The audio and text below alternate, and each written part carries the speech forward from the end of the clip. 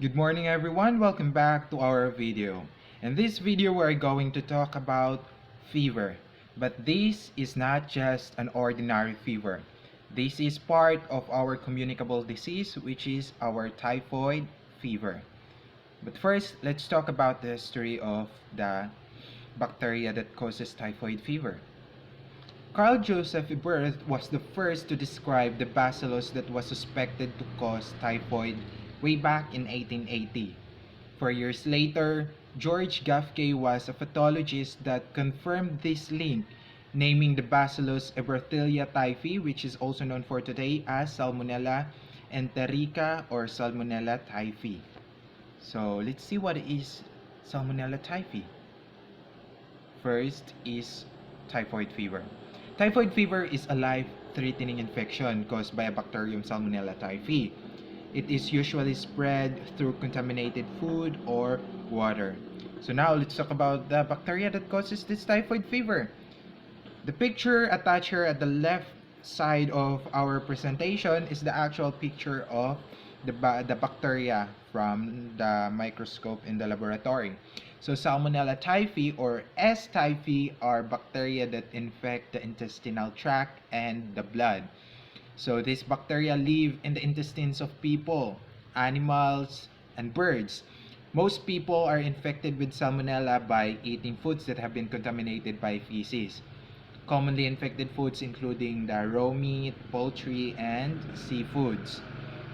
So what are the affected area during the invasion of this bacteria in our body? After the infection, the bacteria reach our bloodstream from where it reaches different organs, thus causing also various symptoms. And the gastrointestinal tract is more severely affected, including our liver, our spleen, our muscles. But through bloodstream, also the bacteria can also reach our bladder, our lungs, and our kidneys.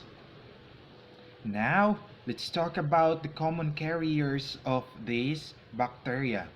It's spread chiefly by carriers' ingestion of infected foods, kaya siya nabibilang sa ating communicable disease kasi napapasa at nadadala siya sa mga taong unang nakakain ng pagkain na may bacteria. So, this is common in endemic, particularly in areas of low sanitation levels, like for example, the slums areas or the squatters areas, basta sa may low sanitation levels. It also occurs more common in the month of May and August. That's why we must be much more careful during these months on what we eat or kung saan tayo pumupunta. Kasi there might be a breakouts of that particular area of this bacteria. Now, let's talk about the mode of transmission. Paano ba siya napapasa? So, magiging aware tayo kung paano. This can be transmitted through oral fecal route. So, for your information, this route describes a particular route of disease when a pathogen in fecal particles pass from one person in the mouth of another person. Maaaring sumalo ka dun sa kinain ng isa, maaaring magkasama kayong kumain gamit ng isang kutsara, most commonly yun sa magkakaibigan or sa isang pamilya, di ba? Naggagamitan tayo ng isang kutsara during, I don't know what time you usually share your spoon, di ba? That's why this is oral fecal route. Kaya madali siyang kumakalat lalo na pag head of the family yung unang nagkaroon ng bacteria. Next is the signs and symptoms. First is rose spot, most commonly in our abdominal area. Next is stepladder fever from 40 to 41 degrees Celsius. And also you will be probably experiencing headache, abdominal pain, constipation for older adults, and mild diarrhea for children. So let's talk about the diagnosis. So blood examination or WBC usually has leukopenia with lymphocytosis rather. So isolation, first week blood culture, second week urine culture, and the third week is stool culture, and also the Widal test O or H. So what is Widal test?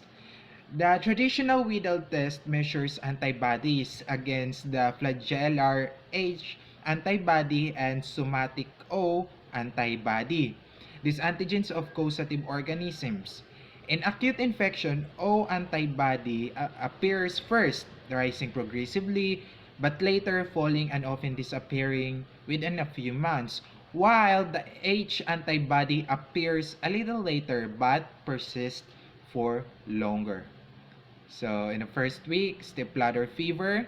Second week, rose spot and fastidial. Next is typhoid psychosis.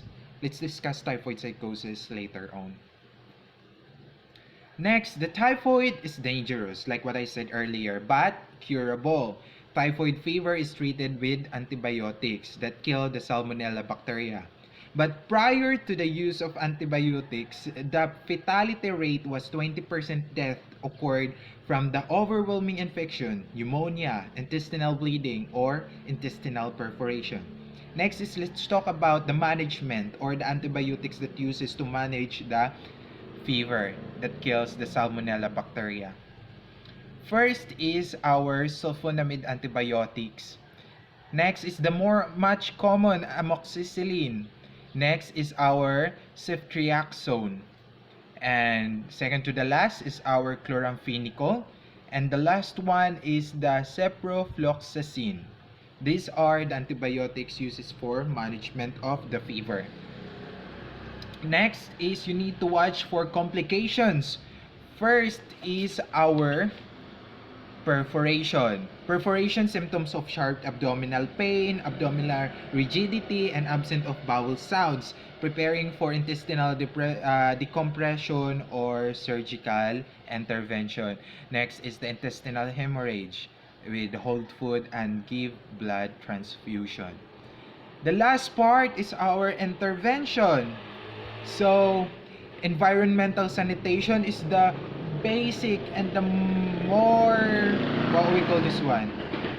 I'm so sorry for the sounds. Environmental sanitation is the most important thing we need to give to that environment, the sanitation. We need to quarantine those people who experiencing or infected the bacteria. Environmental sanitation is the basic factor we need to give to that particular environment to control the spread of this bacteria. Next is the food handler sanitation permit, which is the risk factor of this bacteria. We need to check the sanitation permit in the market to control the bacteria spreading all throughout the community. Next is supported therapy because of course the person who experiencing typhoid fever might experiencing during and after this infection in anxiety or what we call this one. We need to assess also the complication of the infection. This is most probably in the second to third week of infection. Next is typhoid psychosis, typhoid meningitis. Typhoid psychosis is a toxic confusional state, okay? Characterized by disorientation, delirium, and restlessness. It is in some cases also characterized of late stage of typhoid fever. This and other neuropsychiatric features dominate the clinical picture at the early stage, like facial twitching or convulsion may be the presenting features. So we need to give this information to the community to at least give them an idea about how this typhoid fever bacteria spreads, and also the common sayings that prevention is better than cure. So that's all for today. Thank you for listening. Bye bye.